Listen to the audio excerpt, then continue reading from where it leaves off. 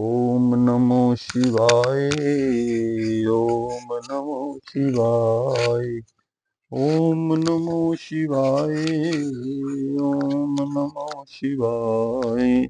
ओम नमो शिवाय। ओम नमो शिवाय। ओम नमो शिवाय। ओम नमो शिवाय। हे भक्तजनी, मैं आपको अब शिव पुराण के 17वें अध्याय का महात्म्य सुनाता हूँ। 17वें अध्याय में गुरुनिधि की मृत्यु एवं शिवपुरी गमन। ब्रहा जी ने कहा, हे नारद, जब गुरुनिधि ने यह बात सुनी तब वह चिंता और शोध युक्त होकर अपने को भाग्यहीन समझने लगा।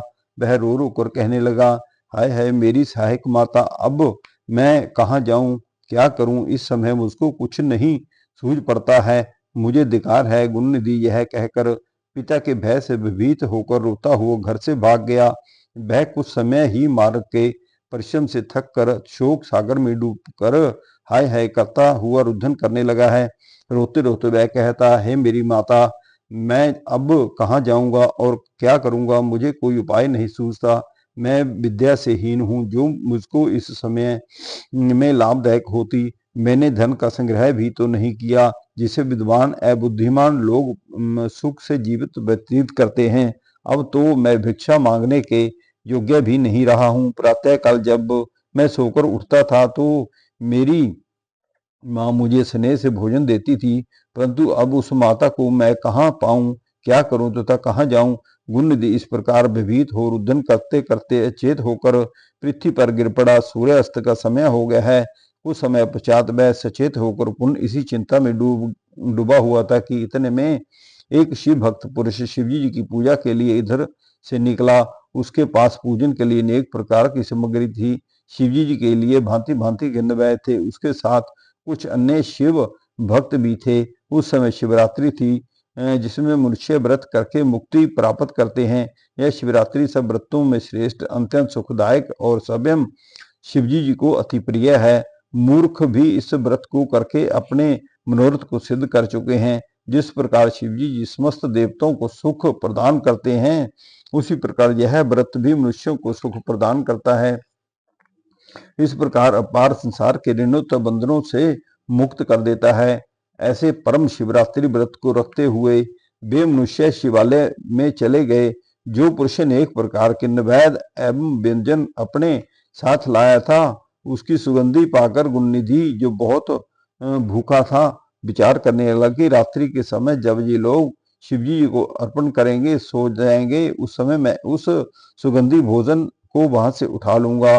गुरुनिधि अपने मन में यह विचार कर उन्हीं लोगों के साथ चल दिया तथा शिवालय के ऊपर जाकर ठहर गया है। शिव भक्तों ने सच्चे हृदय से अनेक प्रकार से शिवजी की पूजा की, फिर वह भक्ति से खोकर नित्य करने लगे हैं।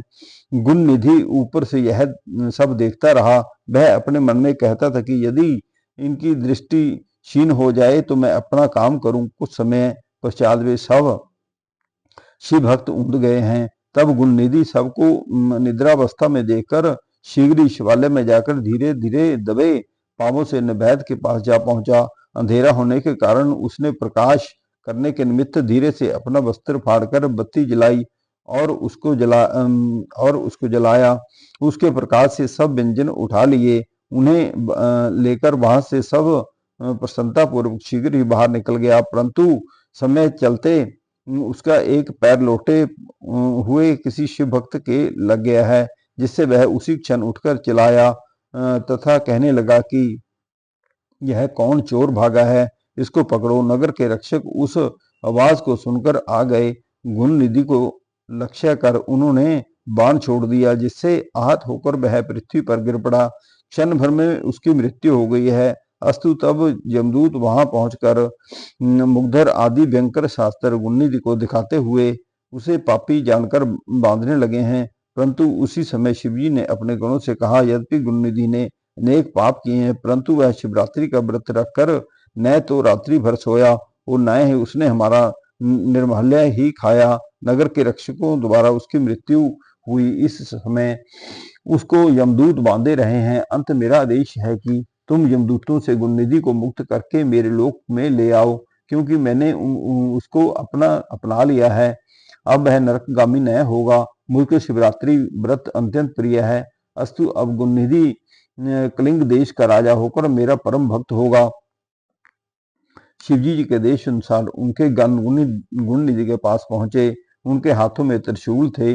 जमराज से गण उन्हें देखकर बहुत भयभीत हो गए हैं। शिव गणों ने उनसे कहा कि तुम कौन हो जो इस निष्पाप व्यक्ति को बांध रहे हो। यमदूत यह सुनकर आश्चर्य के साथ कहने लगे, तुम कौन हो जो यम की अवज्ञा करके ऐसे पापी को छुड़ाते हो। भला तुम किसकी शक्ति पर इतने प्रबल हो रहे हो।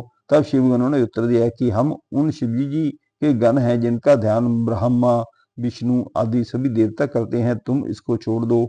यमदूतों ने कहा, तुम्हारी आज्ञा उचित है, परंतु इसके पापों का विचार न कर तुम इसे क्यों छुड़ा रहे हो। इसने अपने कुल की रीति को त्यागा है, वेद का अपमान किया। हम इसकी मूर्खता का कहाँ तक कहें।